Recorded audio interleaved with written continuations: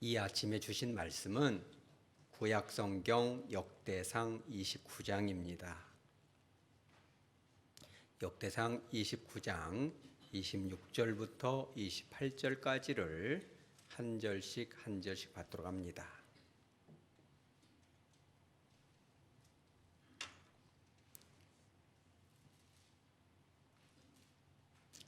역대상 제29장 26절부터 28절까지입니다. 이새의 아들 다윗이 온 이스라엘의 왕이 되어 이스라엘을 다스린 기간은 40년이라 헤브론에서 7년간 다스렸고 예루살렘에서 33년을 다스렸더라. 다 같이 그가 나이 많아 늙도록 부하고 존귀를 누리다가 죽음에 그의 아들 솔로몬이 대신하여 왕이 되니라. 아멘. 잠깐 기도합니다. 거룩하신 하나님 아버지, 이 귀한 말씀을 가지고 단위에 섰사오니 성령 하나님께서 함께하여 주셔서 먼저는 거룩하신 아버지께 영광된 말씀이 바르게 선포될 수 있도록 붙들어 주시옵소서. 새해를 맞이하는 우리 사랑하는 권속들 가운데 영원 무궁토로 잊혀지지 않을 귀한 말씀으로 들려지고 선포되어지고 깨달아지는 은혜가 있게 하여 주시옵소서. 거룩하신 예수님의 이름으로 기도합니다. 아멘. 어느 누구든지 인생을 살아갈 때는 훌륭한 삶, 그렇죠, 세상 가운데 영향 있는 삶, 선한 영향력 있는 삶을 살기를 소원할 것입니다. 그런데 그와 같은 성공적인 삶을 살기 위해서는 세 가지 마음이 필요하다는 것입니다. 그 첫째는 뭐냐면 초심인 것입니다. 처음 마음을 잃어버리면 성공적 삶을 살 수가 없다. 두 번째 마음은 무엇입니까? 열심입니다. 그렇죠. 성공하려면 열심을 내야겠죠. 마지막 마음은 무엇일까요? 뒷심입니다. 뒷심. 한자는 아닌 것 같습니다. 그런데 이와 같은 초심과 열심, 뒷심 세 가지 마음 중에 뭐가 제일 중요할까요? 그렇죠. 말할 것도 없이 초심이 중요하죠. 왜 그러냐면 초심 안에 열심도 있고 초심을 잃지 않아야 열심이 이어지죠. 초심을 기억해야 마지막까지 뒷심을 내는 거죠. 그래서 우리가 용두삼이다 이런 말도 있잖아요. 시작은 거창한데 가면 갈수록 본색이 드러나는 거죠. 그렇죠. 사람이든 누구든 간에 가면 갈수록 더 성장하는 여러분 되시기 바랍니다. 그렇죠. 그러려면은 초심을 잃어버려서는 안 된다. 그래서 이 중국 역사에서 초심을 견지하기 위해서 제가 볼 때는 세계사에 이런 왕은 아마 없을 것 같아요. 최고의 왕이다. 겸손하고 또 백성들의 이 말을 늘 듣고 또 신하들의 그런 충고에 얼굴을 붉히지 않았던 왕이 있어요. 그게 누구예요? 당태종 이세민인데 시작은 좀 좋지가 않았습니다. 왜 그러냐면 우리나라로 보면 오랑캐죠, 중국이. 그지만은 저거들은 오랑캐다 이런 입장에서 보지 말고 성경적인 가치가 있으면 우리는 배우는 것입니다.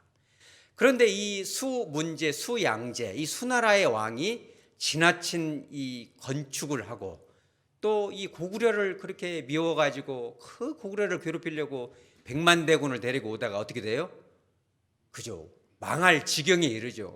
백성들은 도탄에 빠집니다. 바로 이때 이세민이 자기 아버지 고조 이연을 설득을 합니다. 아버지가 누구냐면 군대 사령관이거든요. 아버지, 이것은 반란이 아니라 나라를 세우고 백성을 도탄에서 구원을 해야 되겠습니다. 이래가지고 아버지를 설득해서 수나라를 몰아내고 당나라를 딱 세우거든요. 이 이세민이 상당히 겸허하고 지혜가 있고 용맹하고 왕으로는 말할 수 없는 정말 그런 자격이 있죠. 그런데 이 아버지가 이 황태자를 정하려면 누구를 정해야 돼요? 말할 것도 없이 이세민을 정해야지 소리가 없는데 이세민을 웬일인지 이세민을 견제하려고 그러는지 몰라도 큰아들을 데려다가 그냥 큰아들이라는 이유로 이 건성을 황태자로 세워버렸어요. 이세민이 마음이 어떨까요?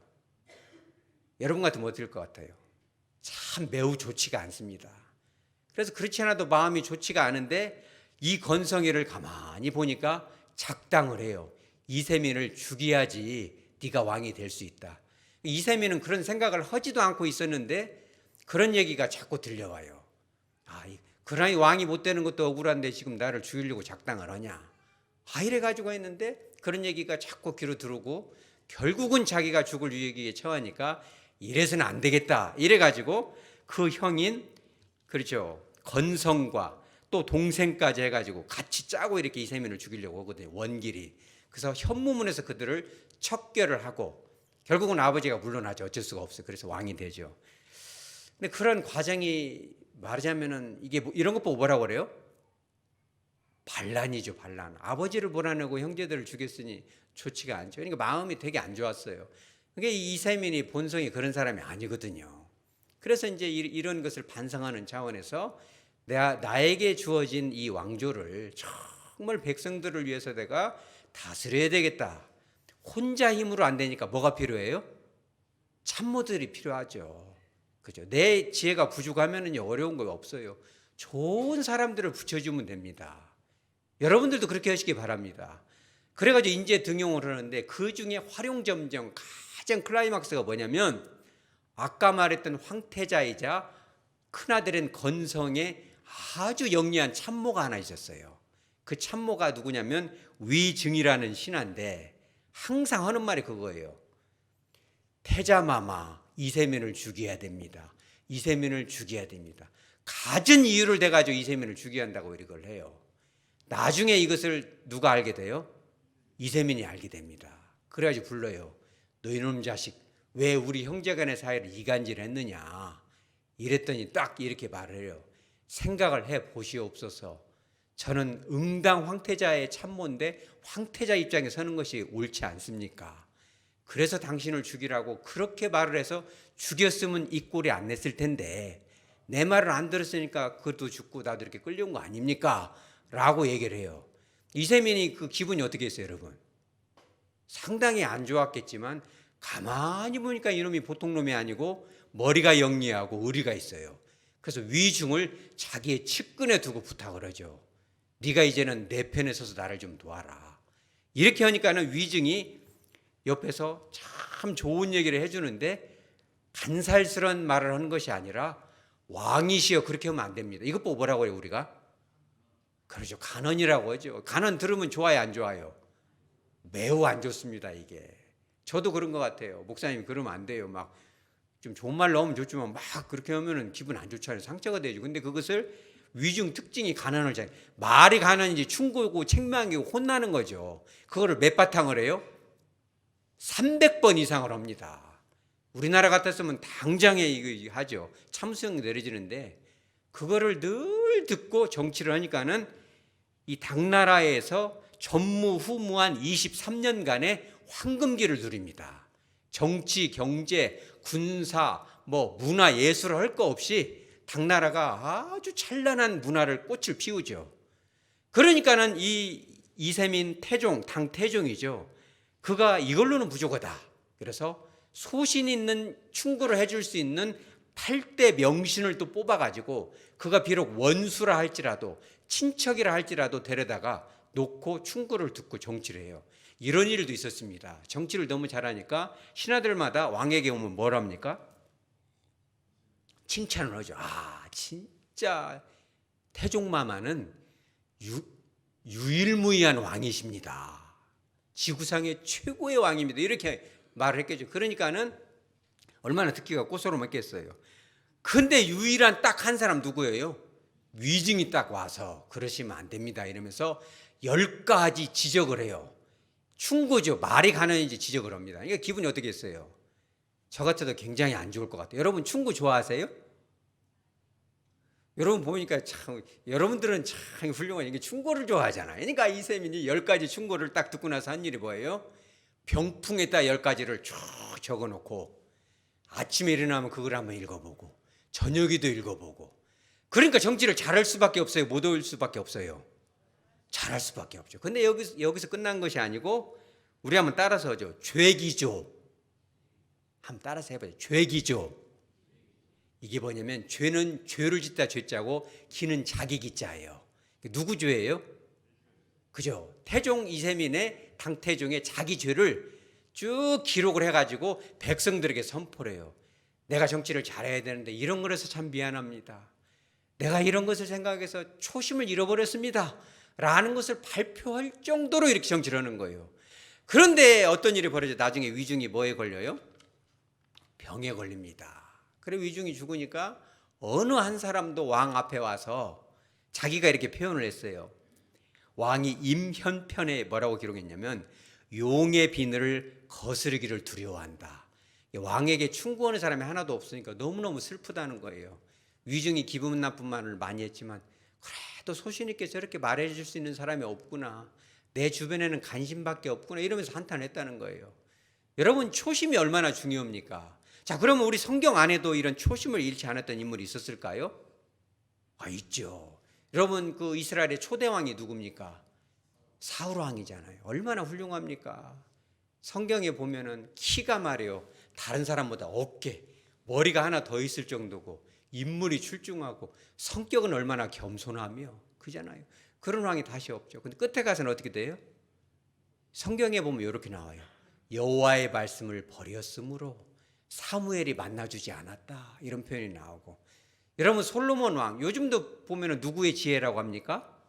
솔로몬의 지혜. 가게 같은 경우도 솔로몬 땡땡 이렇게 하죠. 내가 머리가 좋으니까 나한테 물어보십시오. 뭐 이런 뜻이겠죠. 그런 그 솔로몬이 나중에는 어떻게 돼요? 솔로몬이 죽고 나서 성경에는 그냥 단순하게 표현되어 있어요. 그가 한 일은 다 기록되어 버렸다. 이렇게 딱 튕겨내듯이 성경에는 분명하게 그런 어조로 써 있는 것이 시간 관계상 다 설명을 할 수가 없어요. 근데 오늘 이 당태종을 능가하는 왕이 나와요. 그게 누구예요? 우리 따라서 다윗.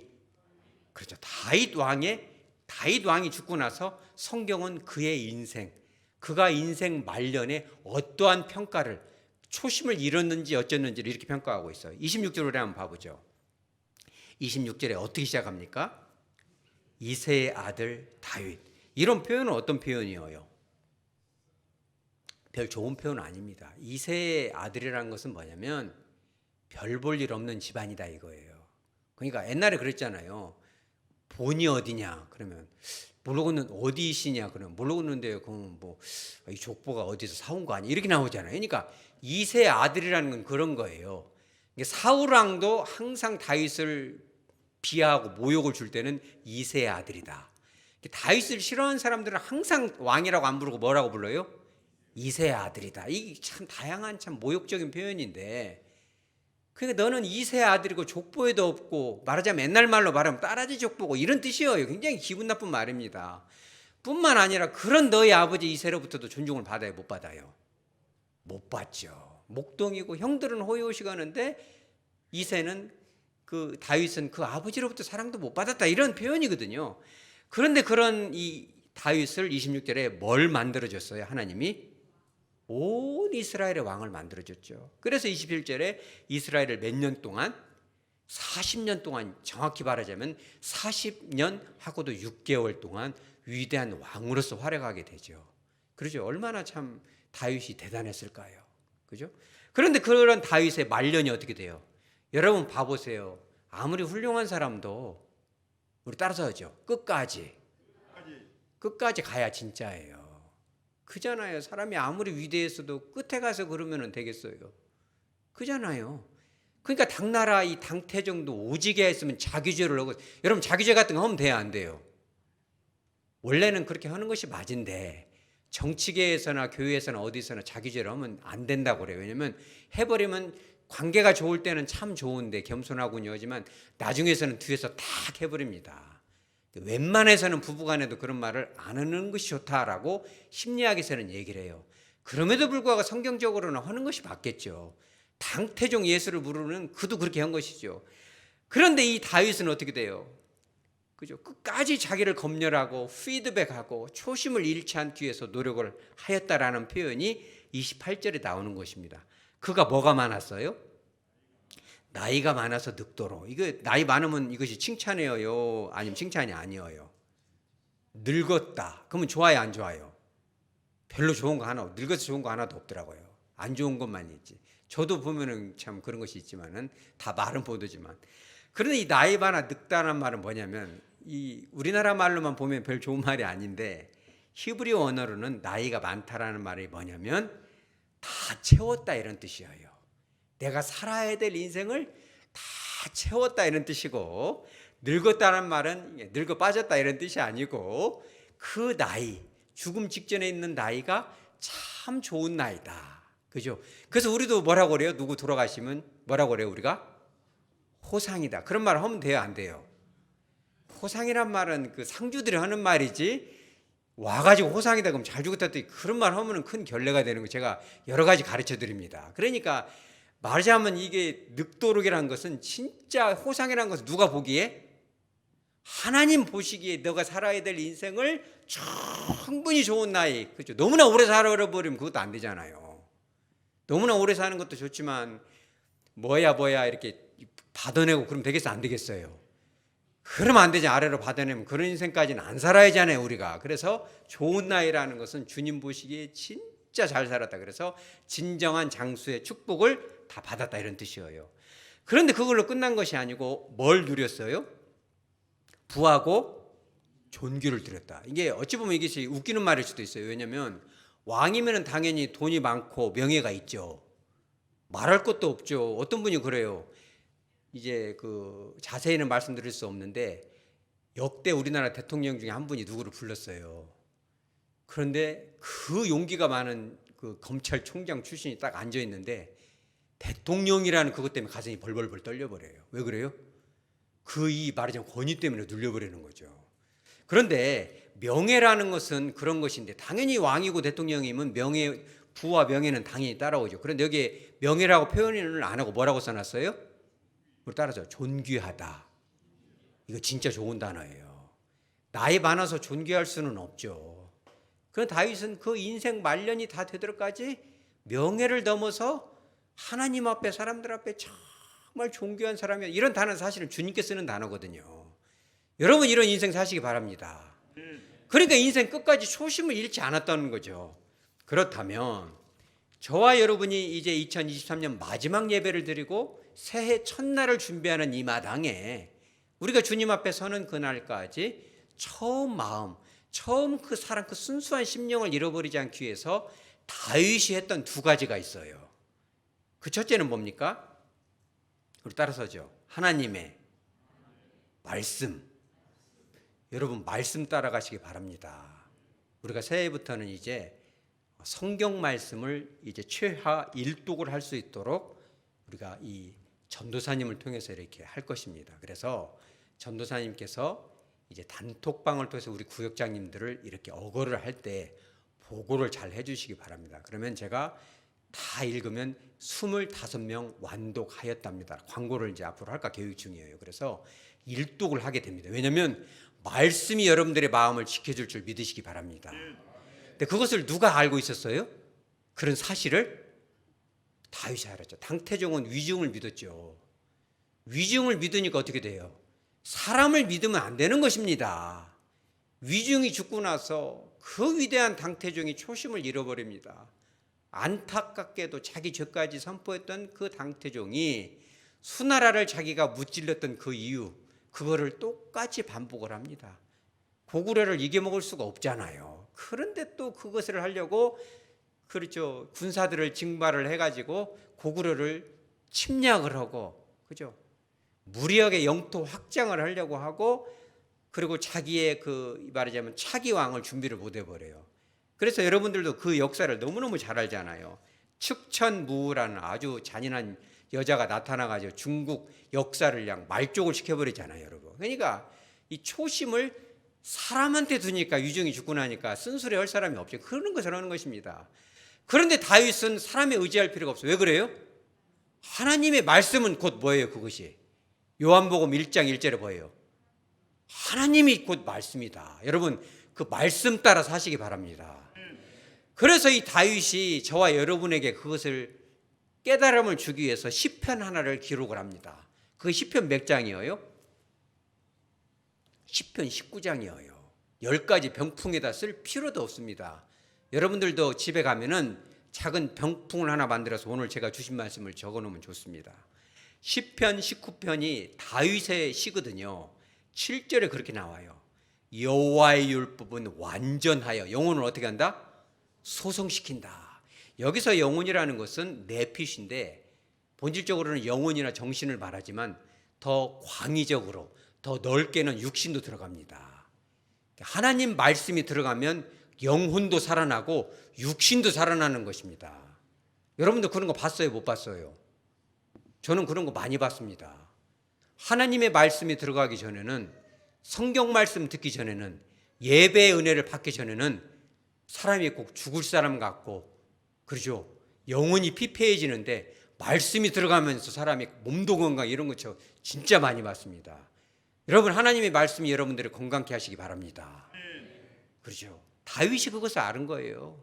하나님의 그 말씀, 여기서 율법이라는 것은 뭐냐면, 그렇죠, 토라트, 예후와 토라트, 예후와 토라, 다시 말하자면 창출 레민신, 창세기를 비롯한 기록된 말씀도 있지만 때때로 성령 하나님을 통해서 나에게 일러주시는 그 감동까지가 다 들어가는 것입니다.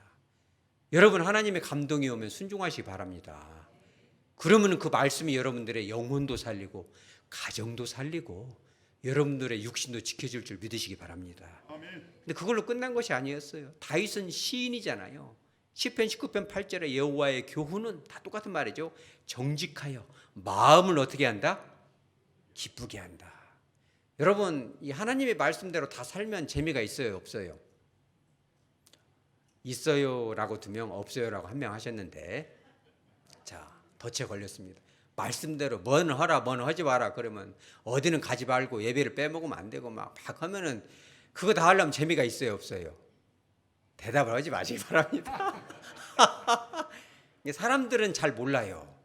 말씀을 적당히 이렇게 여겨가면서 뭣도 이렇게 홀짝홀짝 마시기도 하고 뭣도 이렇게 구름 과자도 먹고 뭐 조금 어떻게 좀 어떻게 날마다 예배를 드려 꽃구경도 해야지 이렇게 하면서 조금은 말씀을 벗어나야 재미가 있죠. 그래 안 그래요?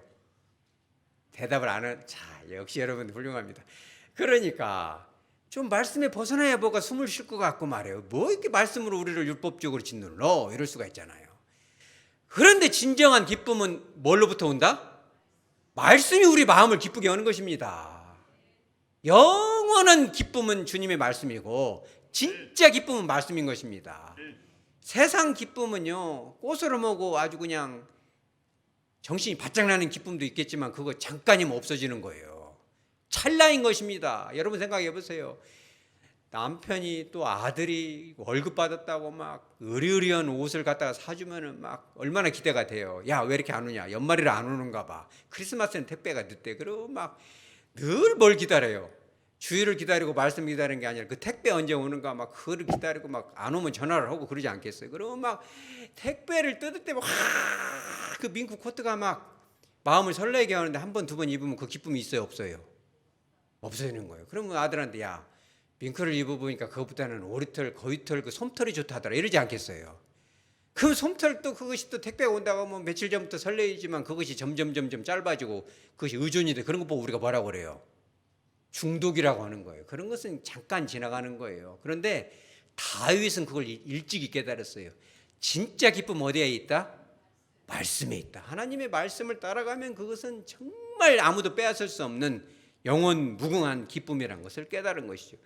그래서 이 시편 19편 10절에 다윗이 뭐라고 그래요? 금 곧 많은 무엇보다 순금보다 더 사모해라. 인간이 소유하기를 가장 갈망하는 것이 뭐예요? 금이잖아요. 금. 다시 말하면 돈인데 모든 것이 그렇게 집중이 되지만 그것보다 더 좋은 것이 무엇이다? 말씀이다. 또 꿀과 송이꿀보다 더 달루다. 인간에게 줄 수 있는, 고대 시대에는 그랬습니다. 인간에게 줄 수 있는 최고의 기쁨이 뭐냐면 꿀이에요, 꿀. 여러분들도 이 말씀을 기억하려면 여름 같은 때 물 먹지 말고 한 이틀 정도 기다렸다가 갈증 날 때 시원한 물 얼음 띄워서 먹으면 속이 어쩌겠어요. 막 말로는 할 수 없는 그 시원함이 느껴지죠. 이게 지금 그런 뜻이, 송이꿀, 보통 꿀이 아니고 송이꿀보다 더 달다는 것은 하나님의 말씀이 이런 기쁨을 준다는 거예요. 그죠? 마음이 조금 섭섭하고 속상하고 억울하고 뭐 이래요? 교회가 왜 이런데? 뭐 이럴 수도 있잖아요. 그러나 하나님의 말씀이 깨달음이 주고 그래서 그렇구나. 그래서 그런 것이구나. 깨달아지면 마음이 어째요?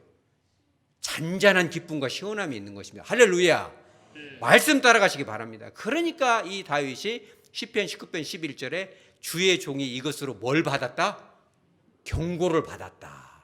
그죠? 하나님의 말씀이 늘 그죠? 기록된 그 말씀, 모세가 기록한 그 토라트, 그 토라가 나를 또 지켜주기도 하지만 외웠던 그 말씀이 머릿속으로 생각이 날 때마다 안 좋은 일을 할 때 딱딱 생각나게 해주시잖아요. 때로는 선지자를 통해서 경고를 주면은 아이고 주님 잘못했습니다. 돌아온다는 거예요. 그래서 시편 19편 12절에 아주 유명한 말이 있어요. 우리 한번 다 같이 읽어보죠. 시작. 자기 허물을 능히 깨달을 자 누구리요? 나를 숨은 허물에서 벗어나게 하소서. 당태종은 위증이 이런 것을 벗어나게 해줬겠는지 모르지만 위증이 죽고 나니까 할 수가 없잖아요. 여러분 성경 말씀을 읽지만 말고 암송하시기 바랍니다. 나를 어디다가 우리에다 가둬놔도 말씀을 암송하면요 생각이 나요. 내 마음속에 깊이 새겨지고 암송된 말씀까지 억압할 수는 없는 것이지요.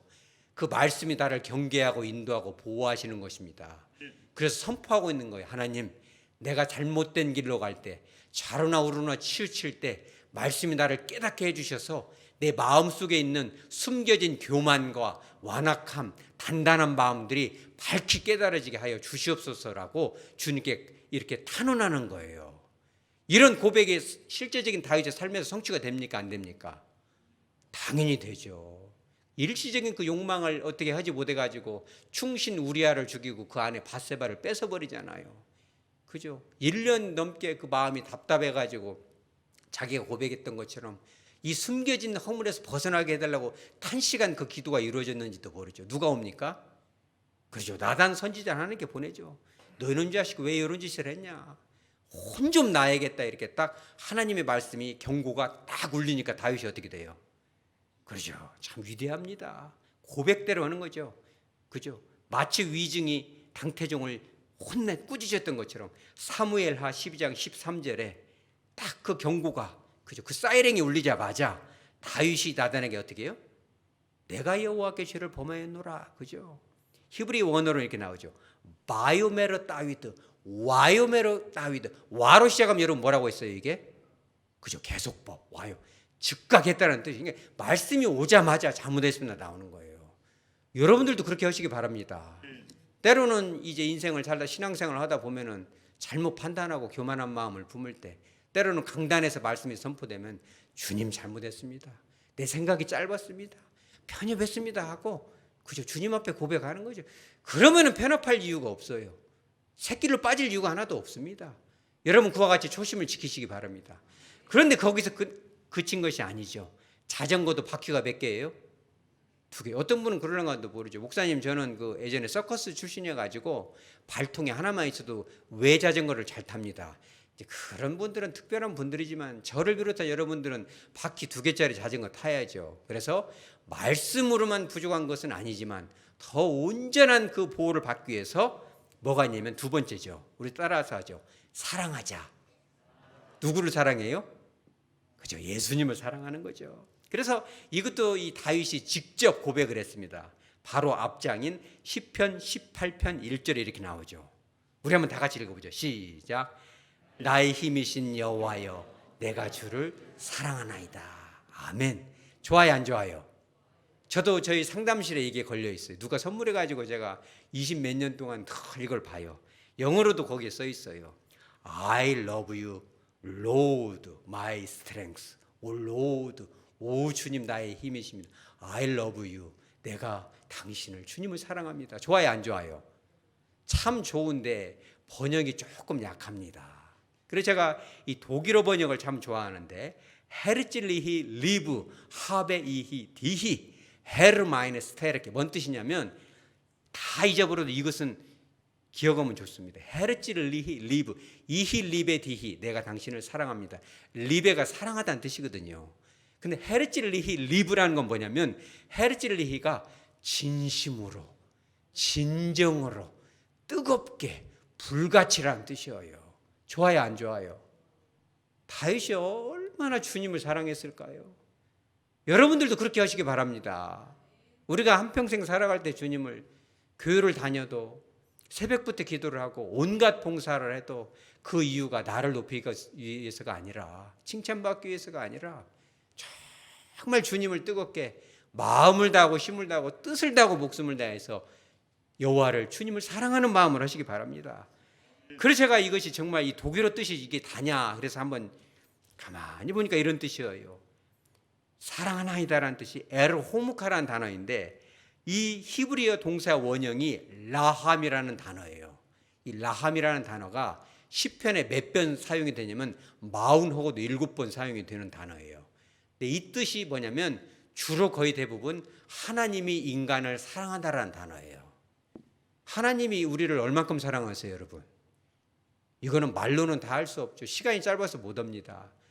그런데 유일무이하게 딱 한 번 인간 측에서 하나님을 사랑하다라는 표현이 한 번 쓰이는데, 그게 어디서 쓰여요? 바로 여기서 쓰이는 거예요. 다윗이 인생을 살아보니까 하나님이 저와 여러분에게 주신 그 크신 사랑과 은혜, 그 사랑을 이제는 어떻게 갚을까? 내 목숨을 내놔도 주님의 사랑을 갚을 수가 없는데, 이제까지는 하나님이 나를 사랑했지만 이제부터는 내가 그 사랑으로 주님을 좀 한번 사랑할 수 있도록 힘을 주시옵소서. 내가 주님을 사랑하겠습니다라고 유일무이하게 고백하는 것입니다. 뿐만 아니라 이 사랑하나이다라는 동사의 문법이 뭐면 좋겠어요, 여러분? 우리 따라서 하죠. 미완료형. 얼마나 멋져 부릅니까? 이 미완료라는 것은 완료가 안 되고 반복되는 거잖아요. 그러니까 하나님이 나를 사랑하신 그 사랑으로 이제는 내가 주님을 끝까지 변치하고, 사람이 변하면 안 되잖아요. 변하면 그것은 사랑이 아닌 것입니다. 그래서 끝까지 주님을 사랑했다라는 그 표현이죠. 그러니까 그 다윗이 사무엘하 7장 2절에 이런 고백을 나단에게 하죠. 나단이여, 나는 하나님께 사랑과 복을 많이 받아서 예루살렘 성을 내가 무찔러서 이 정복을 했을 때 두루암 히람이 그것을 기념해서 선물로 백향목으로 어마어마한 그 궁전을 지어줬는데, 나는 이런 데서 여기서 이렇게 호요시 거는데 여호와의 임재가 있는 법궤는 구약시대 그 모세가 만들었던 화려하고도 찬란하고도 거룩한 그 성막 텐트가 아닌 그저 그냥 이 초라한 이 천막 속에 있으니 얼마나 마음이 안 좋냐. 여러분, 그게 뭐예요? 여호와를 향한 사랑인 것이. 그것이요, 그 사랑이 다윗을 끝까지 지켜줍니다. 그래서 이 성경 기자는 그죠, 어느 누구보다도 주님이 기록한 것입니다. 나이 많아 득도록 장수의 복을 받았던 그가 끝까지 초심을 잃지 않았기에 당태종처럼 그렇게 타락된 것이 아니고 끝까지 부하고 명예뿐만 아니라 주님과 같은 존경을 입었다는 것이 바로 그런 것이에요. 여러분, 그와 같은 초심의 사람 되시기 바랍니다. 이 초심, 이런 시가 있습니다. 이 정채봉이라는 시인이 첫 마음이라는, 여러분 그런 시 읽어봤어요? 너무 좋아서 한번 읽어드립니다. 1월 1일 아침에 찬물로 세수하면서 먹은 첫 마음으로 1년을 산다면, 제가 부분만 읽어드립니다. 첫 출근하는 날 신발끈을 매면서 먹은 마음으로 직장 일을 한다면, 이 사람은 그때가 언제이든지 늘 새 마음이기 때문에 바다로 향하는 냇물처럼 날마다 새로우며 깊어지며 넓어진다. 날마다 새로운 마음, 처음 마음으로 살아가시기 바랍니다. 초심은 참 좋은 마음입니다. 왜 초심이 왜 좋아요? 초심은 순수하기 때문에 그래요. 처음 마음을 여러분 견지하시기 바랍니다. 그 초심 안에는 열심이 들어있고, 초심 안에는 뭐가 있어요? 겸손한 마음도 있고 늘 배우는 마음이 있죠. 저는요, 역설적으로 여러분들이 초심을 잊어버리면 좋겠어요. 깜짝 놀라는 분들 있죠. 오히려 그 초심을 능가하는 더 뜨거운 마음이 되시기 바랍니다. 처음 마음에만 우리가 이렇게 고착되면 안 돼요. 첫 마음을 잊어버리는 것은 말할 것도 없이 안 하죠. 하지만 첫 마음을 능가할 정도로 주님의 장성한 분량이 이르기까지 여러분 성장하시기 바랍니다. 아멘. 그러기 위해서 두 가지를 해야 되는데, 그 첫 번째가 뭐라고요? 따라서 말씀. 영원 무궁토록 변함이 없는 주님의 말씀을 읽기도 하고 듣기도 하고 묵상도 하고 암송도 하고 그 말씀을 따라가시는 여러분 되시기 바랍니다. 뿐만 아니라 마음을 다하고 힘을 다하고 뜻을 다하고 생명까지 다해서 우리 주 예수 그리스도를 변함없이 사랑할 수 있는 저와 여러분 우리 하백교회 되어지기를 주 예수 그리스도 이름으로 축복합니다. 아멘.